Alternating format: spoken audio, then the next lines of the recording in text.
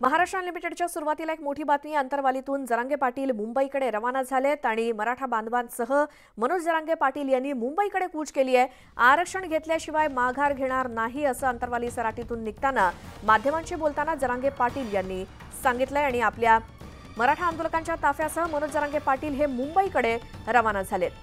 आज 20 तारखेला चलो मुंबईचा नारा त्यांनी दिला होता आणि त्याप्रमाणे अंतरवाली सराटीतून मनोज जरांगे आपल्या समर्थकांसह मुंबईच्या दिशेने निघालेले आहेत आणि 26 जानेवारीपर्यंत ते मुंबईमध्ये येऊन धडकणार आहेत। मराठ्यांचं हे भगवं वादळ 20 तारखेला म्हणजे आज अंतरवाली सराटीतून निघालंय ते 26 जानेवारी रोजी मुंबईमध्ये येऊन धडकणार आहे आणि आरक्षण घेतल्याशिवाय आता माघार नाही असं अंतरवाली सराटीतून निघण्यापूर्वी मनोज जरांगे पाटील यांनी माध्यमांशी बोलताना सांगितलं। यावेळी मनोज जरांगे पाटील भावुक झाले होते।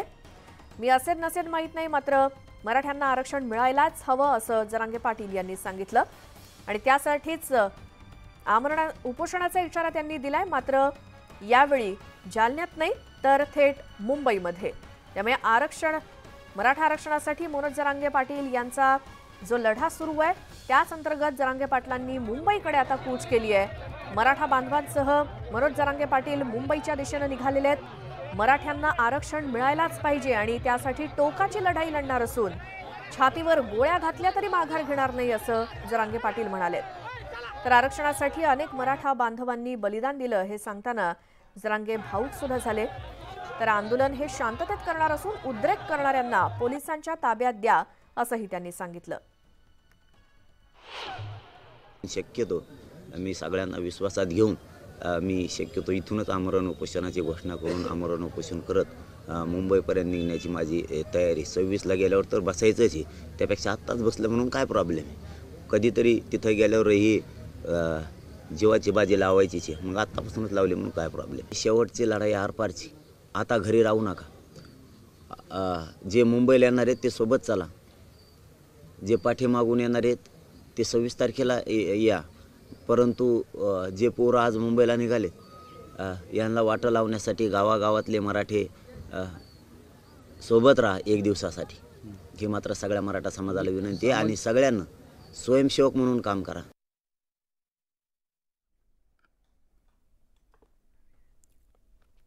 अधिक माहितीसाठी जाऊयात आमचे प्रतिनिधी रवी जयस्वाल यांच्याकडे। रवी, अंतरवाली सराटीतून मराठ्यांचं हे भगवं वादळ निघालंय का? काय तिकडचे अपडेट्स? आपण जर बघितलं तर आज मनोज जरांगे पाटील यांनी केलेल्या घोषणेप्रमाणे मराठ्यांचं वादळ जे आहे ते आता अंतरवालीतून मुंबईच्या दिशेने निघालेलं आहे। हजारोंच्या संख्येनं मराठा बांधव जे आहे ते या मोर्चामध्ये सहभागी झालेला आहे। राज्यभरातून ठिकठिकाणी वेगवेगळ्या भागातून मराठा बांधव जे आहे ते अंतरवाली सराटीमध्ये दाखल झालेला आहे आणि आता थोड्या वेळापूर्वीच मनोज जरांगे पाटील या सगळ्या मराठा बांधवांना घेऊन मुंबईच्या दिशेने कूच केलेला आहे। पायी मनोज जरांगे पाटील हे मुंबईच्या दिशेने निघालेले आहेत। मोठ्या संख्येनं मराठा बांधव जे आहे ते या मोर्चामध्ये सहभागी झालेला आहे। सुरुवातीला मोर्चाच्या निघण्याआधीपूर्वी गावातील मराठा समाजाच्या काही महिलांनी मनोज जरांगे पाटील यांचं औक्षण करून त्यांना वाटं लावलेलं आहे। त्याचबरोबर महिला देखील या मोर्चामध्ये मोठ्या संख्येनं सहभागी झाल्याचे चित्र आपल्याला बघायला मिळते। आता थेट मुंबई गाठणार हा मोर्चा आणि मुंबईमध्ये जाऊन आमरण उपोषणाला बसणार आहेत जरांगे पाटील आणि जोपर्यंत आरक्षण मिळत नाही तोपर्यंत हे आंदोलन जे आहे ते अशाच पद्धतीनं सुरू राहणार असल्याचा पवित्रा जो आहे तो मनोज जरांगे पाटील यांनी केला होता आणि त्यानुसार आज मनोज जरांगे पाटील जे आहे ते अंतरवालीतून मुंबईच्या दिशेने निघालेले आहेत आणि राज्यभरातून मराठा बांधव जे आहे ते या मोर्चामध्ये सहभागी झालेला आहे।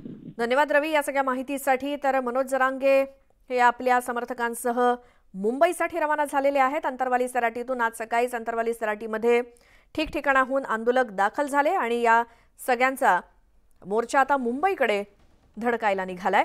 आरक्षण घेतल्याशिवाय आता माघार घेणार नाही असं अंतरवाली सराटीतून निघण्याच्या आधी मनोज जरांगे पाटलांनी माध्यमांशी बोलताना सांगितलं।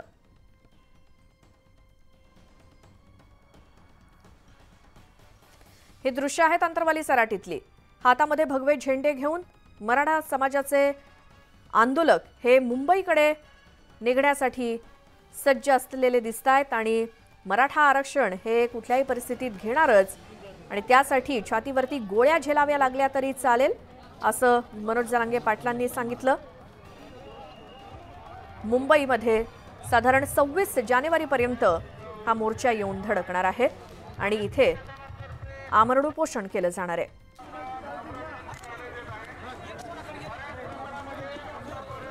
तर मराठा आरक्षणाच्या मुद्द्यावरती न्यूज 18 लोकमतनं मराठा आरक्षण परिषद भरवली होती आणि यावेळी मराठा समाजाच्या नेत्यांनी मराठ्यांना मराठा म्हणून आरक्षण द्यावं, कुणबी म्हणून नको अशी मागणी केली। त्याचबरोबर मनोज जरांगे हे कुणबी समाजाचे नेतृत्व करत असून मराठ्यांना सरसकट आरक्षण दिल्यास मराठा जात ही मायनॉरिटीमध्ये जाईल अशी शंका देखील व्यक्त करण्यात आली।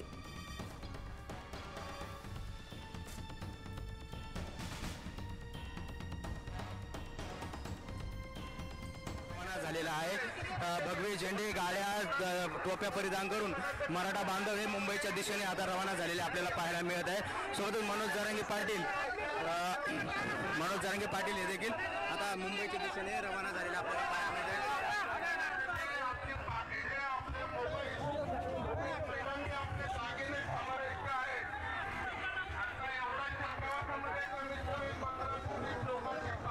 भविष्यात मराठ्यांची जात टिकेल का आणि मराठा शब्द इतिहासातून गेला तर पुढच्या आता जसं आता विदर्भातले मराठे म्हणतात की आम्ही मराठे नाही आहोत, तुम्ही आमच्यामध्ये यायचं नाही, तसं हे मराठे म्हणले तर आज मराठे म्हणून अल्पसंख्याक राहतील अशी परिस्थिती येईल।